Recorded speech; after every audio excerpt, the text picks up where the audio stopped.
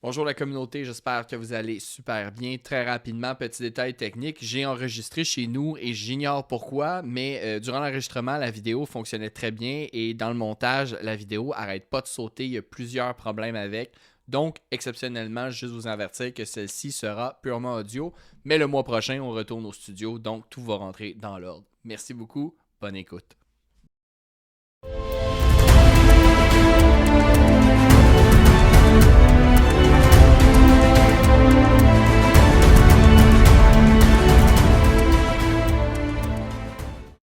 Bonjour mes chers amis et bienvenue à l'épisode 10 de La Voix de l'Archiviste. C'est votre hôte Gabriel et ça me fait extrêmement plaisir de vous avoir avec moi mes amis. Aujourd'hui, épisode plus court, particulier parce qu'aujourd'hui je vous annonce le lancement d'une seconde série à partir d'aujourd'hui nommée Archives en cours qui sera disponible en exclusivité à mes abonnés Substack. Dans cet épisode, on va vraiment juste parler du lancement, donc je vous le dis tout de suite au début, et essentiellement, on va le voir en deux temps. La première chose, c'est pourquoi. Pourquoi est-ce que j'ai fait cette troisième série? Pourquoi est-ce que Archives en cours a vu le jour? Et le quoi?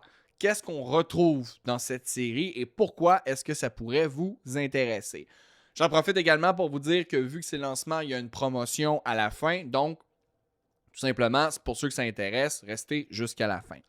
Donc mes amis, rapidement, avant qu'on se lance dans le vif du sujet, pour ceux qui me regardent sur un média tel YouTube, vous voyez la vidéo, vous remarquerez que le bras du micro passe par-dessus moi. J'ai dû enregistrer chez nous. Donc, pour les gens qui m'écoutent juste audio, sachez que ça se peut que j'accroche avec mes grandes gesticulations le micro, mais je l'ai mis de façon à ce qu'il ne devrait pas trop déranger. Donc, juste vous avertir qu'il y a cette spécificité technique pour aujourd'hui. Donc, pourquoi? Pourquoi Archives en cours? Pour comprendre Archives en cours, il faut comprendre ma dernière année, donc très rapidement, un petit bilan annuel. 2025 a été une année folle. Le bon terme, c'est folle. Je me suis lancé en entreprise. Saut dans le vide comme tous les entrepreneurs. Il n'y a rien qui fait que c'est spécial pour moi, mais j'ai envie de vous dire que se lancer en entreprise, en archivistique, le futur est incertain, disons-le ainsi, parce que, encore une fois, comme toutes les entreprises, il faut que j'arrive à croître, à trouver une clientèle, mais en plus, je donne tout le temps l'exemple, si vous avez un bris avec votre véhicule, vous savez que vous devez aller chez un mécanicien, si vous êtes malade, vous allez chez le médecin, mais si vous avez des problèmes d'organisation ou vous voulez préserver des photos, vous n'avez pas le réflexe de dire « Hey, je vais aller voir un archiviste ». Donc, je ne savais pas si j'allais trouver des clients. Je me jette dans le vide, je quitte une job bien stédée pour prendre de bons termes québécois, une job avec retraite assurée, tout le kit, mais je choisis le risque et je me lance en entreprise. Je m'attendais à devoir faire du temps partiel et mon entreprise parce que jamais je pensais que dans mes premières années, donc sur plusieurs années, j'allais être en mesure de vivre uniquement de mon entreprise et je me suis planté parce qu'à la première année, j'ai été amplement capable de vivre de mon entreprise exclusivement. C'est malade. Jamais je n'aurais cru que ça aurait été possible. Et en 2026, ça donne aucun signe que ça va arrêter. Ça continue d'accélérer. Ça va de plus en plus vite. J'ai du fun, je trippe, c'est vraiment génial. Et je me suis posé une question. Comme vous savez, en 2025, j'ai lancé La Voix de l'Archiviste et j'ai un ancien podcast qui s'appelle La Voix, Ad Medievo Aeternum. Et j'aime beaucoup le podcast. Moi, j'adore ça. Et à voir comment l'entreprise grossit, je me dis, oh, moi, plus ça avance, moins je vais avoir de temps pour faire les deux podcasts. Et là, vous allez me dire, avec raison, Gabriel, es-tu en train de nous expliquer que tu as vu que potentiellement, plus rapidement, tu allais avoir moins de temps pour tes podcasts et tu as décidé d'en partir un troisième? Oui, sur papier, vous avez entièrement raison, mais je vous jure qu'il y a une raison derrière ça. Essentiellement, c'est difficile pour moi de mettre de la place dans mon horaire pour le podcast si ça ne me rapporte rien. Évidemment, vous comprendrez, il faut que je me nourrisse, il faut que mon entreprise, je veux qu'elle croît, je veux que ça continue de grossir. Donc, pour justifier sa place, il faut que je trouve un moyen de monétiser les podcasts. Et c'est exactement ce qu'est Archives en cours, cette série-là exclusive et dans l'objectif pur et simple de monétiser le podcast. J'ai créé ce projet-là dans les derniers mois, j'ai eu ces réflexions en fin 2025 et je suis arrivé avec l'idée assez simple Pour 2026, mon objectif, c'est que 95% de mon revenu proviennent de mon entreprise, pardonnez-moi, et 5% du podcast. 5%, c'est énorme. Je ne crois pas être capable de faire ça 5% en 2026, mais c'est pas grave parce que si je fais 1%, ben l'année suivante, je vise 2, 3, 4, ainsi de suite, jusqu'à temps que j'atteigne 5. Et à 5, on pourra grossir également peut-être à 10, à 15. Mon objectif est donc progressivement sur le temps de permettre au podcast de prendre une place plus sérieuse dans mon entreprise. Je vais répondre à 2 questions qui m'ont pas été posées, mais que vous pourriez avoir. 1. Est-ce que mon objectif est que la voix de l'archiviste Ad Medievo Maeternum et Archives en cours deviennent l'entièreté de mon entreprise, donc que je fasse juste des podcasts? Non, ce n'est pas du tout mon objectif. En fait, je vais répondre à la deuxième question tout de suite. Ça ne sera pas non plus 50-50. Mon objectif, c'est pas qu'à un moment donné, je fasse moitié entreprise, moitié podcast. J'aimerais ça faire quand même des podcasts, j'adore ça, donc je veux leur donner une place. Mais mon objectif à travers les années, c'est que mon entreprise reste toujours, plus axée sur l'archivistique. Mon objectif, c'est de faire de l'archivistique. C'est ça mon but principal. C'est ça mon objectif. Donc, essentiellement, pour répondre aux 2 questions, non, mon objectif n'est pas de juste faire du podcast. Et 2, c'est même pas de faire 50-50. C'est peut-être faire, je sais pas, 15%, 20% peut-être, et le reste de mon entreprise. Mais ça, on verra au fil des années. Ça se peut que ça reste juste 5, ça se peut que ça soit 3, mais c'est juste au moins d'être capable de le justifier un peu dans mon horaire. Donc, maintenant, ça que c'est dit, il y a un deuxième aspect. Le deuxième aspect, c'est, OK, c'est beau, je veux monétiser le podcast, mais comment je fais? Il y a plusieurs modèles d'affaires et j'ai choisi l'abonnement. J'ai choisi l'abonnement parce que c'est volontaire. Donc, si les gens, ça les intéresse d'avoir accès à Archives en cours, ils peuvent. Et ceux que ça n'intéresse pas, ben, ils ont juste à pas s'abonner. C'est tout. Ils vont continuer à écouter la voix d'archiviste, Ad Medievo Maeternum, et c'est parfait comme ça. Donc, ça donne le choix. Et également, j'aime l'idée que pour les gens qui s'abonnent, ben, de donner du contenu exclusif. J'avais essayé ce modèle d'affaires-là un peu avec Ad Medievo Maeternum. Un peu. Essentiellement, c'est... Ad Medievo Maeternum, premièrement, je faisais ça dans mes temps libres. Donc, j'avais pas un autant désir de le monétiser. Mais j'avais déjà choisi ce modèle d'affaires-là parce qu'il me plaisait comparativement aux autres. Par exemple, les publicités. Je vous dis pas qu'il n'y en aura jamais, mais c'est pas mon préféré. Donc, c'est pas lui que j'ai visé en premier. Et les commanditaires, j'y ai pensé, mais essentiellement, c'est pas non plus celui qui m'appelle le plus. Je dis pas non encore une fois, mais ma réflexion est niaiseuse, là, mais c'est essentiellement que je me dis, ouais, j'aimerais... Évidemment, quand on a un commanditaire, on veut vous vendre un produit, donc moi, il faut que je l'aie essayé avant. Et dans ma tête, je me disais toujours, il faut que ça ait un minimum, un rapport avec mon podcast, ce qui est entièrement faux. Vous regarderez les commanditaires sur d'autres podcasts, c'est pas relié au sujet du podcast nécessairement. Mais c'est toujours plus pratique. Et des commanditaires en archivistique, par exemple, de vendre de l'équipement sans acide, d'ailleurs, pardonnez-moi, excusez-moi. Pour ceux qui regardent en vidéo, ça, c'en est une boîte sans acide. Donc, une boîte qui va justement permettre de ne pas acidifier les documents, les archives qui se trouvent à l'intérieur, vous l'aurez compris. Qui agit comme une barrière. Et essentiellement, il y a des fournisseurs de ce genre de matériel-là. Et il n'y en a pas beaucoup. Donc, les commanditaires, c'était pas nécessairement vers là que j'allais non plus. Je me suis dit, on va y aller avec un abonnement, avec une série exclusive, puis ça va être ça. Donc, le pourquoi, le voici. Il reste un dernier axe, par contre, c'est, vu qu'il y a beaucoup de choses qui s'est passé dans la première année au niveau de mon entreprise, il y a beaucoup d'informations qui se créent. Donc, je suis archiviste, je suis habitué de jongler avec l'information, mais étant donné que tu es le directeur général, que tu es le trésorier, que tu es le directeur des communications, etc., essentiellement, c'est toi qui gères les finances, la communication, l'administration, tu gères tout. Il se passe beaucoup de choses. Et oui, je suis archiviste, j'archive mes documents, je sais quoi garder, quoi détruire, je fais des copies de sauvegarde, j'ai bien sauvegardé Ad Medievo Maeternum, la voix de l'archiviste et Archives en cours qui va suivre. Mais essentiellement, en tant qu'archiviste, je voulais montrer l'exemple. Et je me suis dit qu'il y a tellement d'informations qui gravitent autour de moi en entreprise. Je veux en imbriquer une partie, en fait, pas en imbriquer, en graver sur un support, donc créer une archive, de figer l'information sur un support pour être capable de voir mon développement au fil des années. Et il m'est venu l'idée d'avoir un journal de bord professionnel. Donc, de justement être capable d'être en mesure, si vous voulez, de mesurer mon évolution à travers mes années en entrepreneuriat et aussi de figer cette information pour garder une trace. Donc, essentiellement, Archive en cours, c'est pas même bien compliqué.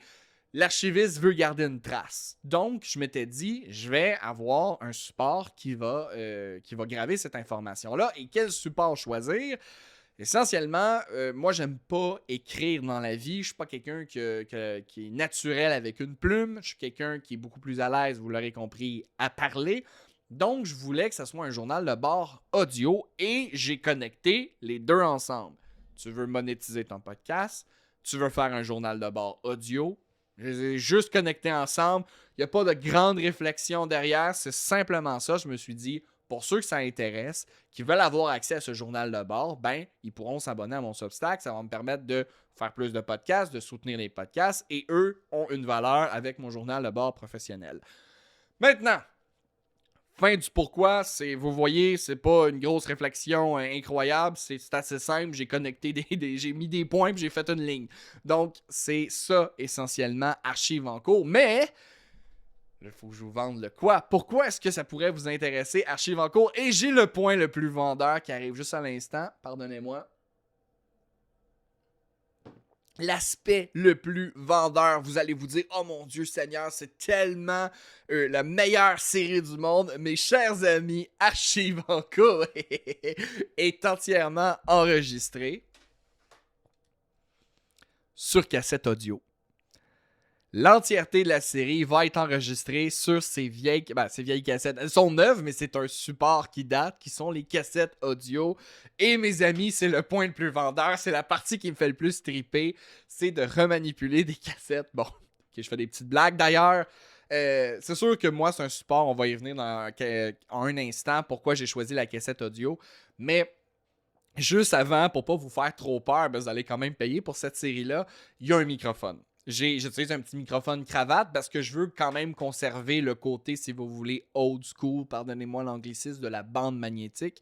Mais je ne veux pas, je veux pas non plus essentiellement voyons donc, je veux pas que ça soit une recréation de la série, pour ceux qui l'ont écouté, là, Charlie Brown, donc de cette série où quand le professeur il parle, on entend juste un trombone. Donc je veux quand même que ça soit agréable pour vous à écouter. Fait qu'il y a quand même un microphone cravate, je vous rassure tout de suite. Mais, mes chers amis, c'est enregistré sur cassette audio. Pourquoi? En tant qu'archiviste, j'ai mon support préféré, et c'est celui-ci. Moi, c'est avec lui que j'ai grandi. Moi, je suis né en 95 et mon père avait énormément de cassettes audio. Et mon père est professeur de musique encore aujourd'hui. Il est professeur de piano et il m'a enseigné la musique très très jeune, dès l'âge de 5 ans. Et j'ai été initié, pardonnez-moi, à des auteurs, des compositeurs, pardonnez-moi, tels que Beethoven, Mozart, Chopin, etc. Et mon père avait de nombreuses cassettes audio que j'adorais utiliser. J'ai des souvenirs très vivides d'aller mettre dans le fond la cassette dans, évidemment, le lecteur de cassette avec son grand système de son. Évidemment, moi, j'étais jeune, fait que c'était gros, mon père avait un gros système de son. Alors, je mettais la cassette et j'étais vraiment fatiguant. Je sais pas comment il a fait, mais il y a une partie de la 5e symphonie de Beethoven que j'adorais. Là. C'est à peu près une vingtaine de secondes. Et ce que je faisais, c'est que j'allais exactement à ce petit segment-là. Donc, j'appuyais sur, le bouton play. Je faisais fast forward j'avançais. On va utiliser les termes en français. J'avançais jusqu'à ce moment-là. Et j'écoutais ce 20 secondes-là en boucle pendant des heures. C'était infernal pour lui parce que dans le fond, il attendait juste les 20 seules secondes que je trouvais mes 20 secondes préférées de la 5e symphonie de Beethoven. Et mon père était plus capable à la fin. Il se disait, voyons donc, veux-tu bien juste écouter la symphonie au complet, qu'on pense à une autre musique? Mais là, ce que j'allais faire, c'est que je l'avançais, j'appuyais sur stop, je le reculais, j'avançais, j'appuyais sur stop parce que je faisais tout le temps ça à répétition, à répétition, à répétition. Et en plus, je l'arrêtais à chaque fois. Fait que c'était même pas juste tu sais, j'appuyais pas juste sur reculer. J'allais directement sur stop, recule, play, stop, recule, play. C'était l'enfer. Ok, je vous décris en détail l'enfer de mon père. Il était plus capable. Donc, j'ai fait ça vraiment longtemps. Mais pourquoi je vous raconte cet extrait-là? C'est qu'il n'y a pas juste le support auquel j'ai un bon souvenir, il y a aussi le lecteur. Tout cet appareil-là, c'est très manuel, c'est très tactile et je suis quelqu'un qui est très manuel dans la vie.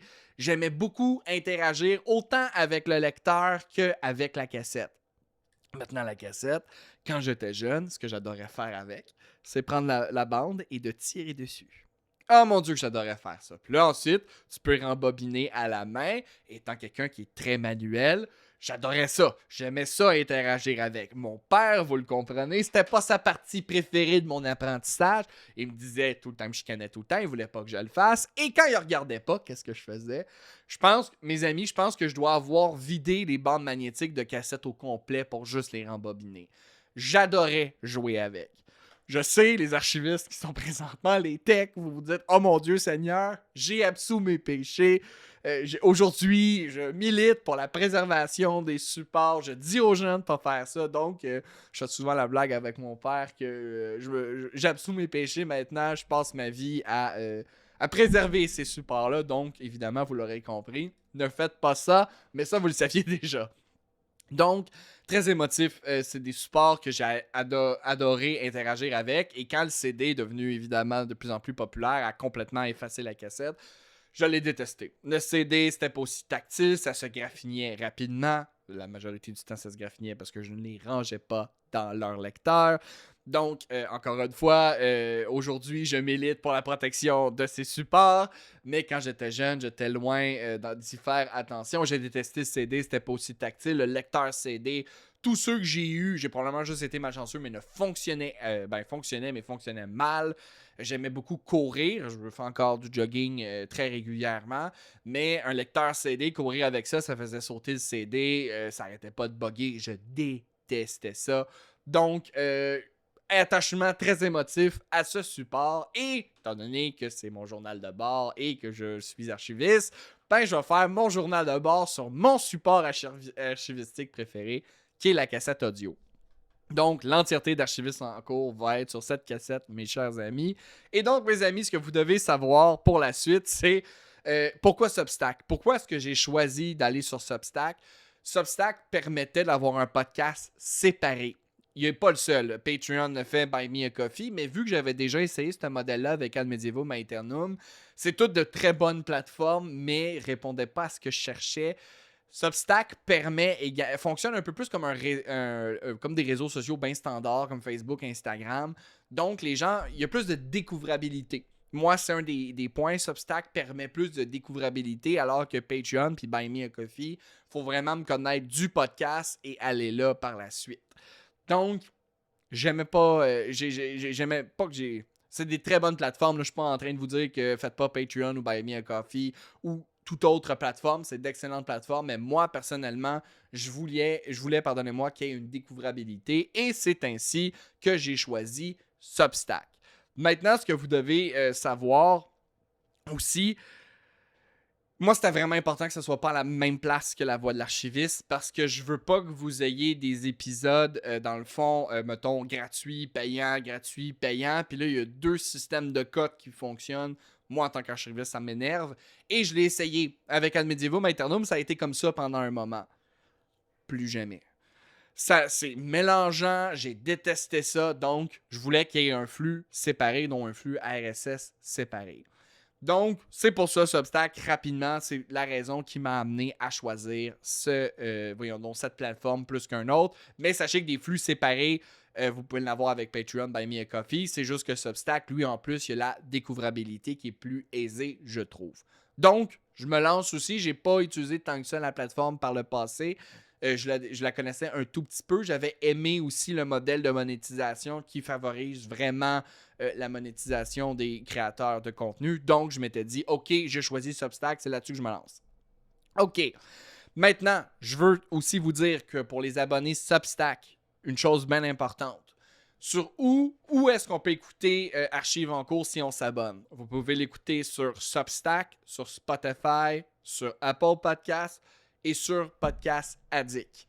Donc, vous n'êtes pas obligé de l'écouter sur Substack, je vous rassure tout de suite. Il y a un lien RSS privé qui va vous être fourni et vous allez être en mesure d'aller justement écouter l'épisode les épisodes d'Archives en cours.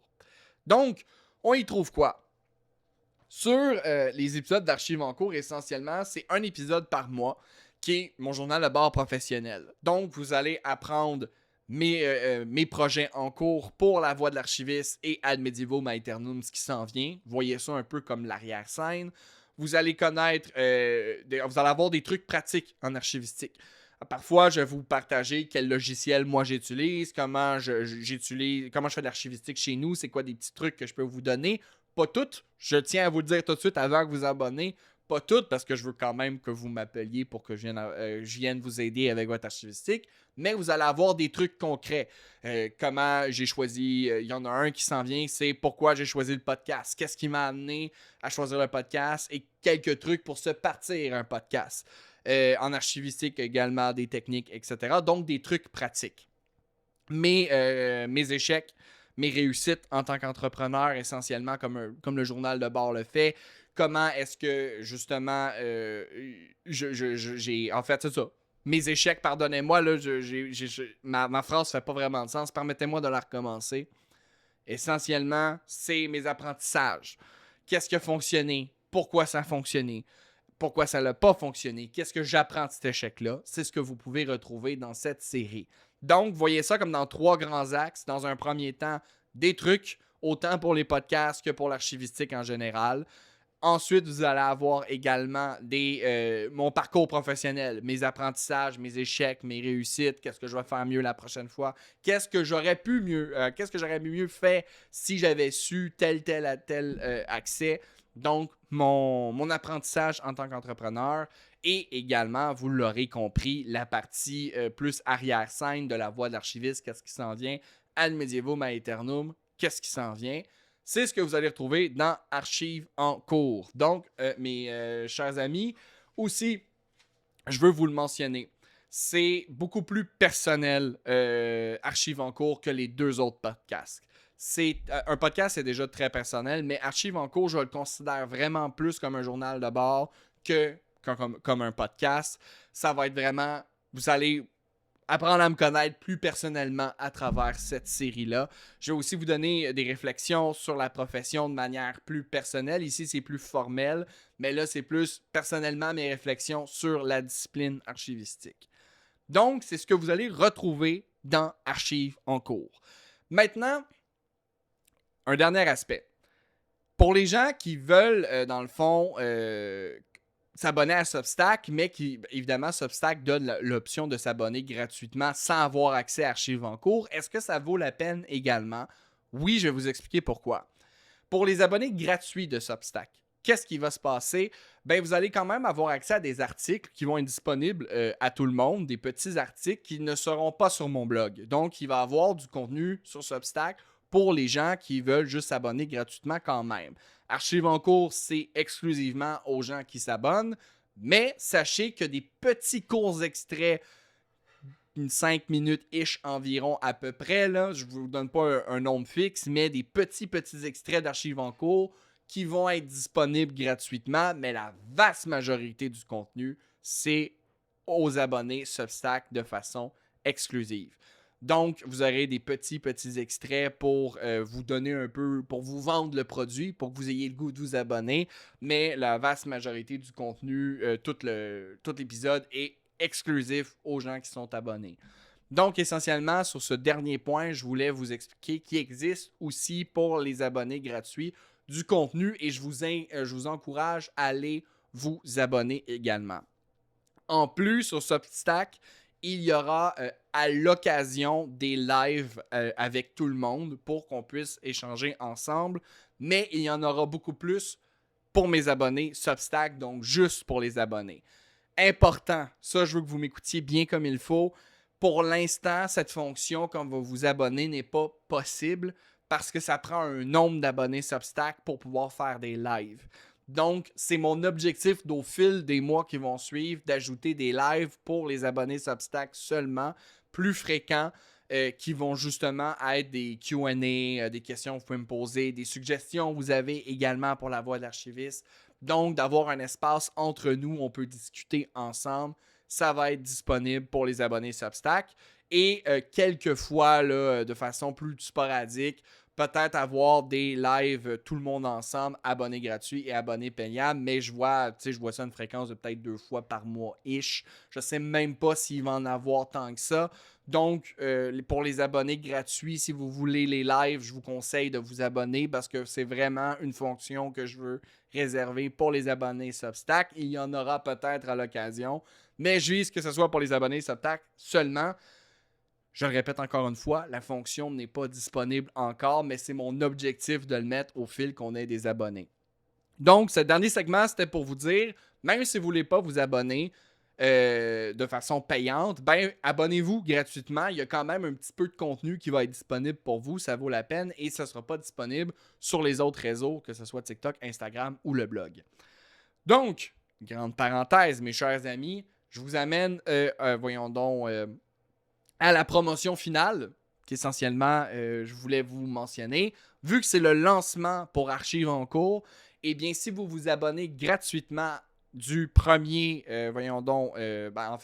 d'aujourd'hui, jusqu'au 20 février à 11h59, vous avez 7 jours d'abonnement payant automatiquement à partir de votre date d'abonnement.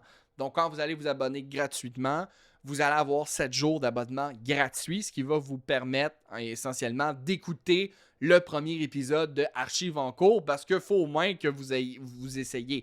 Essentiellement, je peux bien vous vendre une série, mais le fait que c'est sur cassette, le format journal de bord professionnel, le format plus personnel, peut-être que ça vous appellera pas tant que ça, mais ça serait le fun que vous puissiez au moins essayer dans le sens où, avant de payer pour un abonnement, que vous sachiez au moins si vous aimez ça ou non. Donc, en promotion pour le mois de février, du 1er au 20 février, pas pour tout le mois de février, jusqu'au 20 février à 11h59, sachez que vous pouvez quand vous vous abonnez, automatiquement, vous avez 7 jours d'abonnement gratuit et vous pouvez écouter le premier épisode de Archives encore, la première entrée.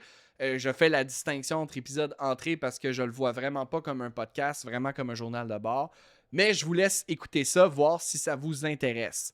Donc, mes chers amis, très court épisode aujourd'hui, j'en suis conscient, mais allez vous abonner sur Substack. Prenez le 7 jours. En fait, vous allez l'obtenir automatiquement encore une fois. Là, je sais que je le précise, mais vous n'avez rien besoin de faire. Vous vous abonnez automatiquement sur Substack et vous allez obtenir la possibilité d'écouter Archives en cours pour 7 jours gratuitement.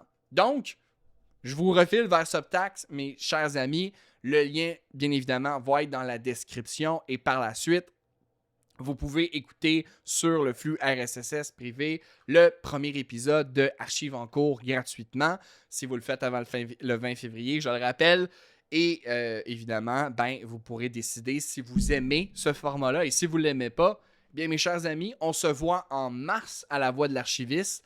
D'ailleurs, je vous annonce que l'épisode de la Voix de l'archiviste va sortir à la mi-mars exceptionnellement parce qu'on va faire partie du podcaston. Je ne vous en dis pas plus. Pour les abonnés Substack, on va en parler davantage, mais essentiellement, on a quelque chose qui s'en vient avec le podcaston qui doit en fait un épisode qui va sortir durant la mi-mars.